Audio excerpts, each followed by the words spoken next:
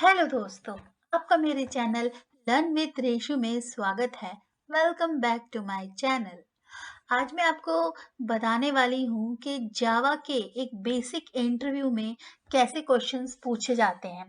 ये वीडियो उन लोगों के लिए है जो कि जावा में न्यू कमर है और जैसे कि एंट्री लेवल जॉब्स के लिए जो अप्लाई करना चाहते हैं, जो सिर्फ जावा की फील्ड में घुसना ही चाहते हैं और उनका फर्स्ट इंटरव्यू है लाइफ का, तो उनके लिए ये वीडियो है।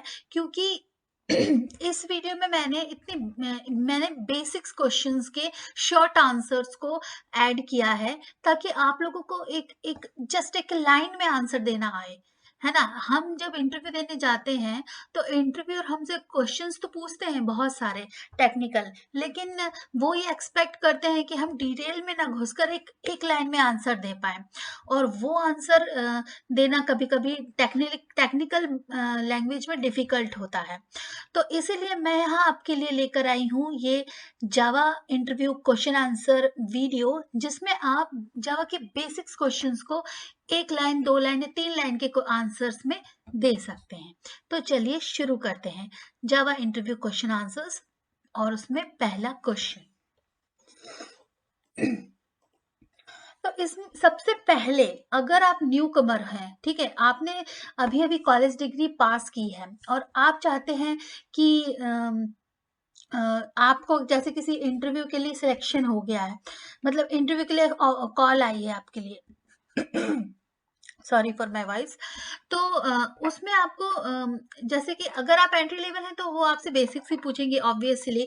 आपने कोई प्रोजेक्ट नहीं बनाया है, आपने कभी कोई एक्सपीरियंस नहीं है आपका सॉफ्टवेयर डेवलपमेंट में, तो वो ये जानना चाहेंगे कि आपको कितना आता है। अगर पर्टिकुलरली ये जावा रिलेटेड इंटरव्यू है या जो पोस्ट है वो सिर्फ जावा से रिलेटेड काम के लिए है, तो वो आपसे बेसिक्स क्वेश्चंस पूछेंगे कि आपको क्या आता है जावा के बारे में, व्हाट इज जावा। तो इस क्वेश्चन का आंसर आप इस तरीके से दे सकते हैं जैसा कि स्क्रीन पे आपको शो हो रहा है कि Java is a write once run anywhere high level programming language. अब इसका क्या मतलब है, तो देखिए इसमें मैंने तीन तरीके से बताया गया है कि आप कैसे व्हाट इज जावा का आंसर दे सकते हैं। पहली लाइन में मैंने ये लिखा है कि जावा एक ऐसी एप्लीकेशन है, ऐसी हाई लेवल प्रोग्रामिंग लैंग्वेज है जो कि सन माइक्रो सिस्टम्स ने इसे डेवलप किया था। और ये राइट वंस रन एनीवेयर, मतलब एक बार हम इसे लिखते हैं, हम किसी भी कोड को, जावा से रिलेटेड किसी भी कोड को एक बार लिख कर और उसको जब कंपाइल कर देते हैं तो उसका जो कन्वर्जन होता है वो बाइट कोड्स में हो जाता है।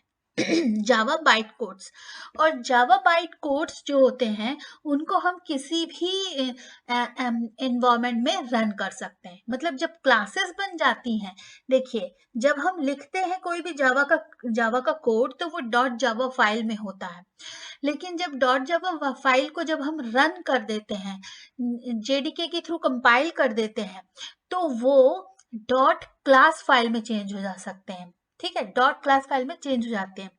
और जब डॉट क्लास फाइल बन जाती है तो उन्हें कहते हैं byte code file. Byte code file को हम किसी भी प्लेटफॉर्म पर रन करा सकते हैं। इसीलिए जावा को write once run anywhere high programming language कहा जाता है। और ये भी एक तरीके से आपको इस क्वेश्चन का भी इसमें आंसर मिल गया। जैसे अगर इंटरव्यूअर आपसे पूछता है कि जावा को राइट वंस और रन एनीवेयर, मतलब प्लेटफॉर्म इंडिपेंडेंट, इसका एक वर्ड है प्लेटफॉर्म इंडिपेंडेंट, तो वो क्यों है, प्लेटफॉर्म इंडिपेंडेंट क्यों है, या अ, ऐसा क्यों है कि जावा के कोड को किसी भी प्लेटफॉर्म पे रन किया जा सकता है, तो इसका यही आंसर है। ठीक है, इसमें मैंने एक चीज और लिखी है कि you can combine Java with a lot of technologies like spring, node JS, Android and build robot scalable, portable and distributed full fledge applications. तो ये आप ऐड कर सकते हैं जब आप एक्सप्लेन कर रहे हो अपनी अपनी बात को, तब आप इस लाइन को ऐड कर सकते हैं। और ये भी कह सकते हैं कि we can say Java is a collection of objects.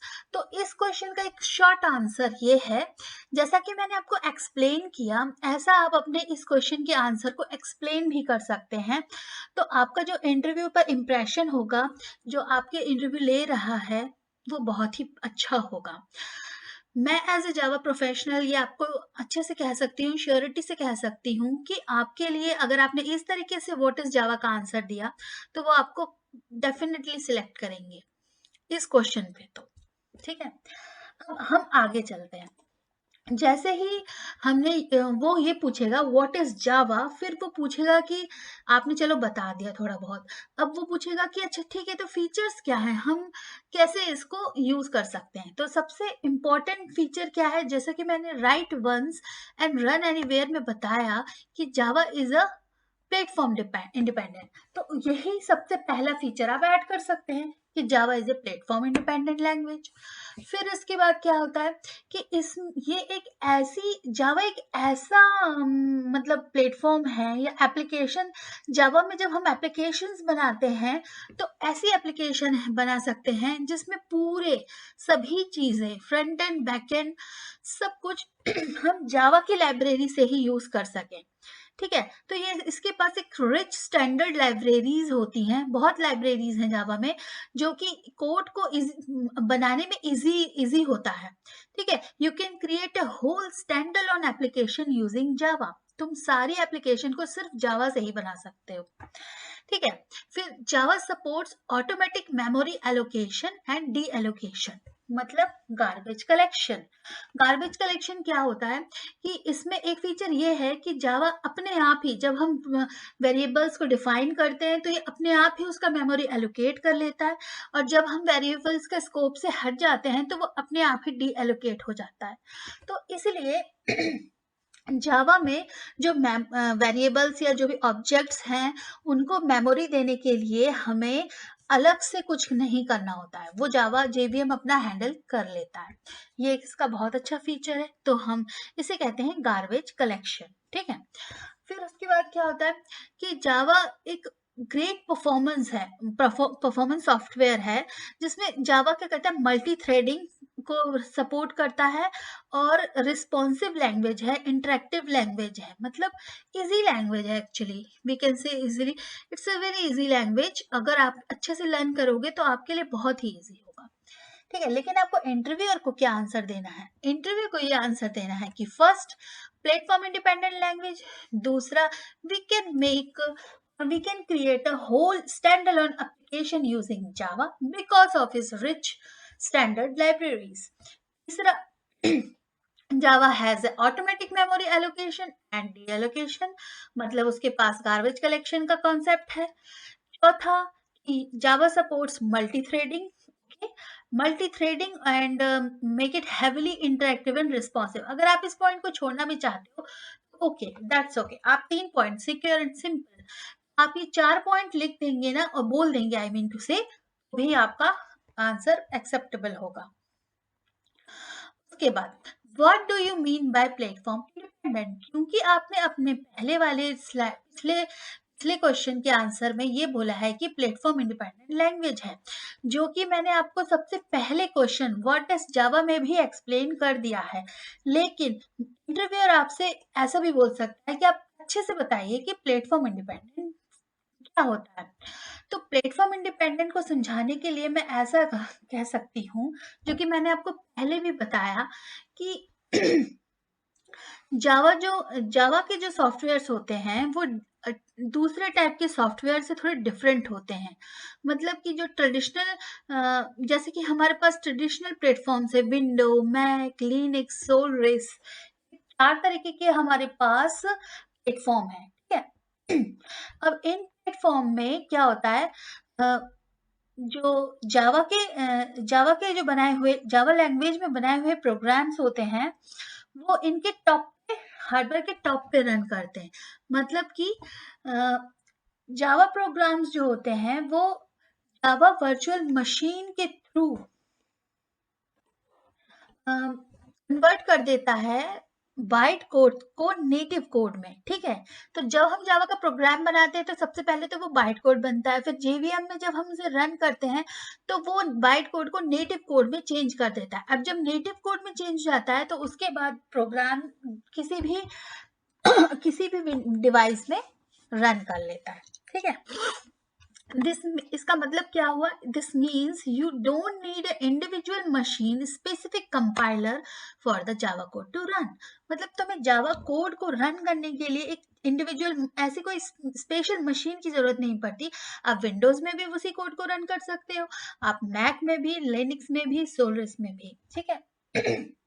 बस ये है कि जब हम जैसे कि हम जावा का कोई भी प्रोग्राम बनाते हैं, ठीक है, नॉर्मली जब हम प्रोजेक्ट्स बनाते हैं तो उसको क्या करते हैं हम, अ, आगे चल के मैं बताऊंगी कि जावा के कुछ स्टैंडर्ड प्लेटफॉर्म्स भी होते हैं जो स्पेसिफिक एरिया के लिए प्रोग्राम्स बनाने में यूज होते हैं। बट इस क्वेश्चन का आंसर कि जावा प्लेटफॉर्म इंडिपेंडेंट क्यों है, इसका सिंपल आंसर ये है, आप अगर आपको, वैसे तो आपको हिंदी में इंटरव्यू देने के लिए मुश्किल से ही मिलेगा, लेकिन अगर आप समझने के तौर पे समझना चाह रहे हैं तो मैं आपको बताना चाहूंगी कि आप सिंपली ये आंसर दे सकते हैं कि Java is platform independent because we can write Java code once and run anywhere, any platform, that's why it is called platform independent। But ये जो मैंने यहाँ इतना सारा लिखा है ये सिर्फ एक्सप्लेन करने के लिए है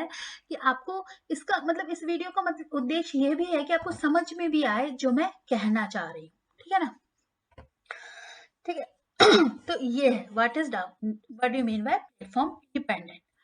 ओके, अब मैं आपको बताती हूँ जावा प्लेटफॉर्म क्या होता है। देखिए, जावा प्लेटफॉर्म जो है वो बेसिकली 4 प्रकार के हैं, ठीक है।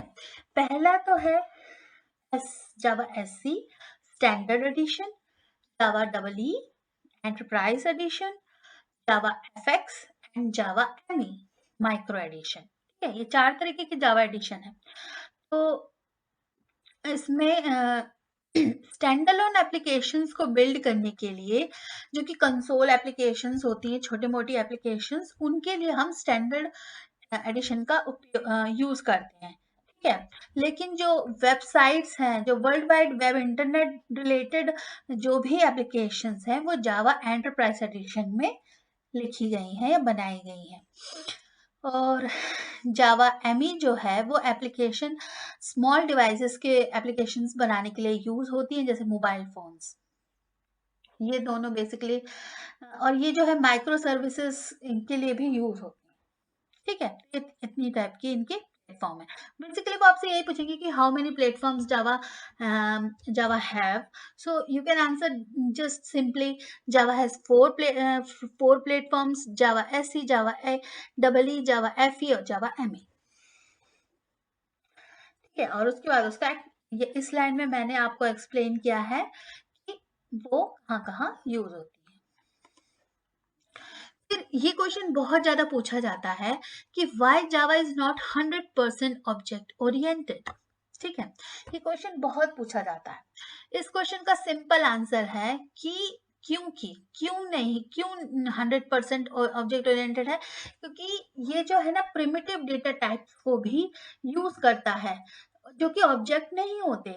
जो प्रिमिटिव डेटा टाइप्स है byte, long, int, float, double, ये सभी को यूज करता है जावा, इसलिए ये ऑब्जेक्ट ओरिएंटेड नहीं है, क्योंकि ये ऑब्जेक्ट्स नहीं है।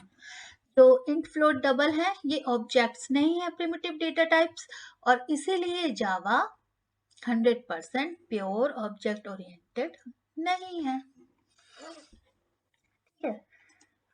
उसके बाद व्हाट इज जेवीएम, सबसे ज्यादा पूछा जाने वाला क्वेश्चन ये भी है कि व्हाट इज जेवीएम। देखिए, ये सारे क्वेश्चन जो मैंने अभी तक आपको समझाए हैं ये बहुत ही बेसिक्स हैं, लेकिन जब तक आपका बेस क्लियर नहीं होगा, कई कई लोग ऐसे होते हैं जिन्हें पूरी जावा आती है, सब कोडिंग कर लेते हैं, लेकिन उन्हें बेसिक्स क्वेश्चंस के आंसर नहीं पता होते हैं। तो मतलब शॉर्ट आंसर्स नहीं पता होते हैं। ऐसे तो वो एक्सप्लेन बहुत लंबा कर सकते हैं, लेकिन शॉर्ट नहीं बता पाते, इसलिए मैंने आपको ये वीडियो बनाया है ताकि आपको शॉर्ट आंसर्स पता हो और आप आसानी से अपने इंटरव्यू को क्रैक कर सकें, ठीक है। तो आइए व्हाट इज जेवीएम पे आते हैं। तो ये क्वेश्चन बहुत ही ज्यादा पूछा जाता है, जेवीएम क्या है?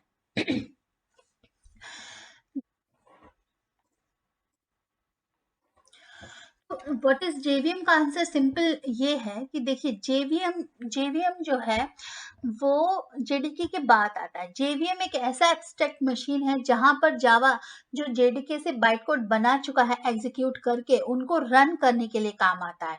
तो ये बेसिकली एक रन टाइम एनवायरनमेंट है जो कि हमें यूज होती है हमारे एग्जीक्यूटेड और कंपाइल्ड कोड को रन करने के लिए। ठीक है, सिंपल सा एक्सप्लेनेशन है। उसके बाद जेडीके और जेवीएम में डिफरेंस क्या है? JDK is the difference between JDK and JVM. तो जेडीके एक ऐसी चीज है, एक डेवलपमेंट किट है, एक तरीके से एक डेवलपमेंट किट है। देखिए, अब जब भी कभी इंटेलिजे या फिर इक्लिप्स नाम की आईडी को इंस्टॉल करते हैं अपने लैपटॉप में, तो वो ऐसे ही नहीं चल सकती। उसको चलाने के लिए आपको जेडीके इंस्टॉल करना होता है। ठीक है, अब जेडीके क्या है? एक ऐसा डेवलपमेंट किट है जिसमें कुछ लाइब्रेरीज, कुछ पैकेजेस, कुछ क्लास लोडर्स, कुछ जावा के डॉक्स, कुछ जावा कंपाइलर्स, ये सब मिलकर एक पैकेज बनाकर रखा हुआ है। ठीक है, उसका हम यूज करते हैं जब हम अपने प्रोग्राम को, जब हम अपने मर्जी से जो भी प्रोग्राम बना रहे हैं उसको कंपाइल करना है, तो उसको कंपाइल करने के लिए हम इस जेडीके का यूज करते हैं ताकि वो कंपाइल हो सके। कंपाइल होने का क्या मतलब है? जब वो कंपाइल होगा तो वो जब जेवीएम जो है उसमें देखेगा कि उसमें कितने कितने एरर्स हैं या नहीं। कंपाइल का मतलब है कि कोड सही बना है या नहीं, सिंटैक्स वाइज और एवरीथिंग, मतलब उसमें सिंटैक्स सही है या नहीं, उसका जो भी वेरिएबल्स और जो भी स्कोप है, जो भी चीजें हमने यूज की हैं टेक्नोलॉजी, वो सही है या नहीं, उसको कहते हैं कंपाइलेशन। तो जब वो कंपाइल हो जाता है तो फिर जावा डॉट जावा फाइल से डॉट क्लास फाइल में कन्वर्ट हो जाता है, बाइट कोड्स में कन्वर्ट हो जाता है। फिर जब बाइट कोड बन जाते हैं, जेडीके इस चीज में हेल्प करता है कंपाइलिंग में। फिर जब बाइट कोड बन जाते हैं, फिर उन बाइट कोड को हमें रन करके देखना होता है कि वो चल भी रहे हैं या नहीं।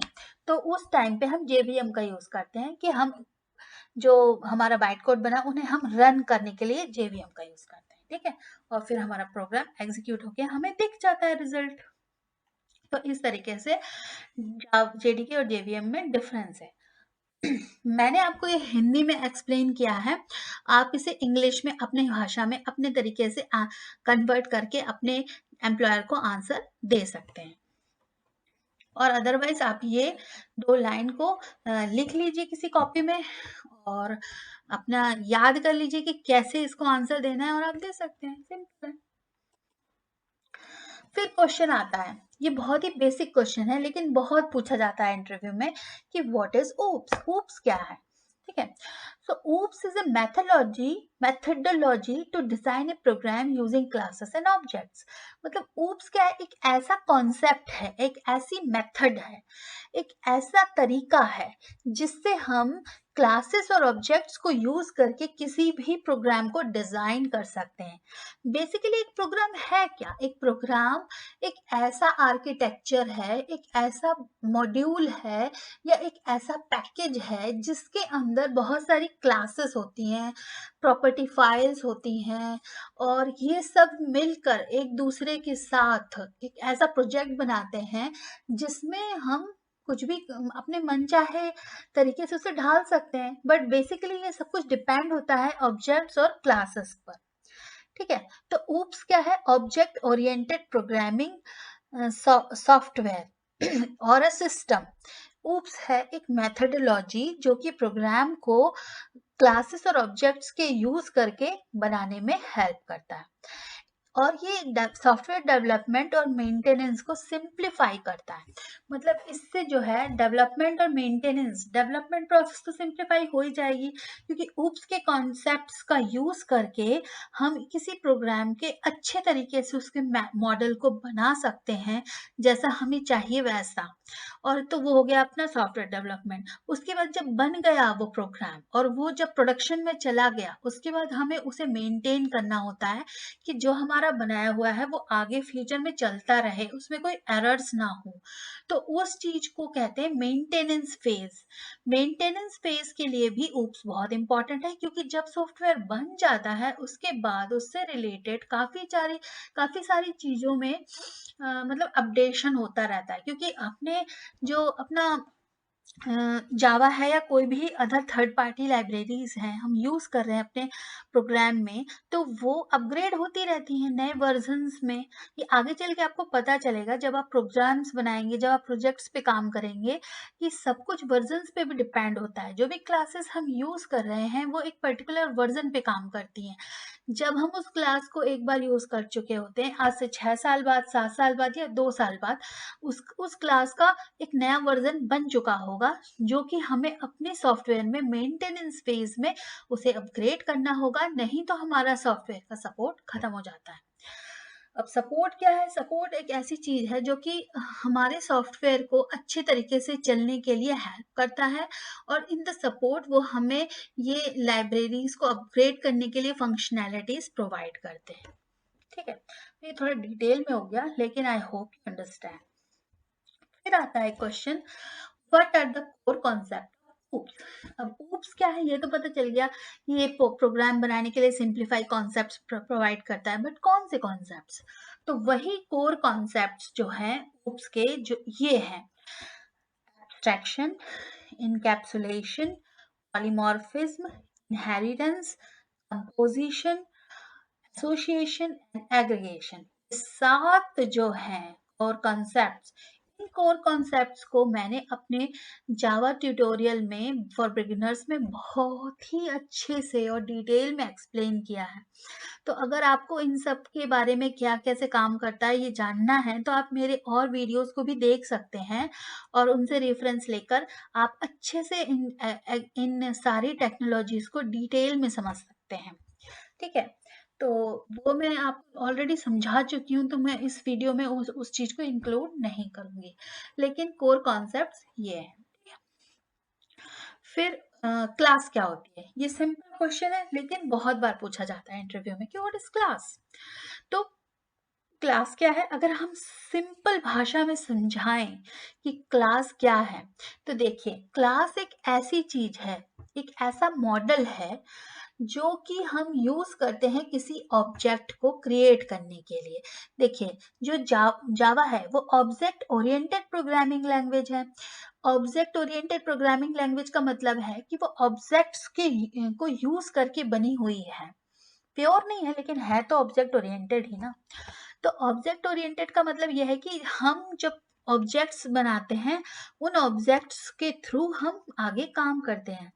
अब ऑब्जेक्ट क्या है? ऑब्जेक्ट कैसे बनता है? ऑब्जेक्ट बनाने के लिए हम क्लास का यूज करते हैं। एक क्लास एक ऐसी वर्चुअल एंटिटी होती है, एक ऐसी ब्लूप्रिंट होता है, मतलब एक तरीके से एक ढांचा होता है, एक एक ऐसा ढांचा जिसमें हम ये बना देते हैं कि इसके हाथ हैं, ये हाथों से खाना खाता है। फॉर एग्जाम्पल, एक आदमी का क्लास बनानी है, एक ह्यूमन बीइंग की क्लास बनानी है, तो उसकी क्या फंक्शनैलिटी होगी? उसमें कुछ विशेषताएं होंगी और उसमें कुछ फंक्शनैलिटीज होंगी। मतलब उसके अंदर कुछ फंक्शन होंगे और उसकी कुछ विशेषताएं होंगी। विशेषताएं मतलब कुछ कुछ कर सकता हो, कुछ फीचर्स होंगे। तो उन फीचर्स और उन वर्क्स को, उन टास्क्स को या उन फंक्शंस को एक साथ मिलाकर हम क्लास बनाते हैं, और उसको ही क्लासेस से मिलकर हम ऑब्जेक्ट्स, मतलब उस क्लास से ऑब्जेक्ट बन जाता है। ठीक है? तो क्लास हम सिंपल भाषा में क्या बोल सकते हैं? क्लास इज अ ब्लूप्रिंट और a model using which we create objects. Class is used to create object. Without it, we can't create object. Class के बिना हम object नहीं बना सकते। ठीक है? थोड़ा सा थक गई। ओके, आगे। उसके बाद है व्हाट इज ऑब्जेक्ट। अभी तक मैंने आपको क्लास बताया, अब ऑब्जेक्ट क्या है? ऑब्जेक्ट क्या होता है? ऑब्जेक्ट एक ऐसी रियल टाइम एंटिटी होती है जिसके कुछ डाटा होता है और कुछ फंक्शन होता है। जैसे कि मैंने आपको बताया कि क्लास के अंदर कुछ फीचर्स होते हैं, कुछ फंक्शंस होते हैं, और कुछ उनके मतलब इंफॉर्मेशन होती है जो कि उनको एज अ डाटा कह सकते हैं। जैसे कि फॉर एग्जाम्पल, ह्यूमन बींग के फीचर्स क्या हुए? फीचर्स हुए जैसे उनकी आंख होती है, नाक होती है, बाल होते हैं, हाथ होते हैं। और उनकी फंक्शन क्या होती है? वो आंखों से देखते हैं, मुंह से खाते हैं, हाथों से काम करते हैं। तो ये उनके फीचर्स हुए, मतलब फंक्शंस हुए।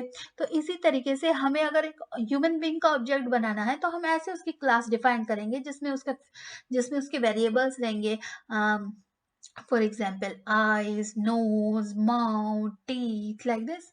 Or what is the function? Function will be होंगे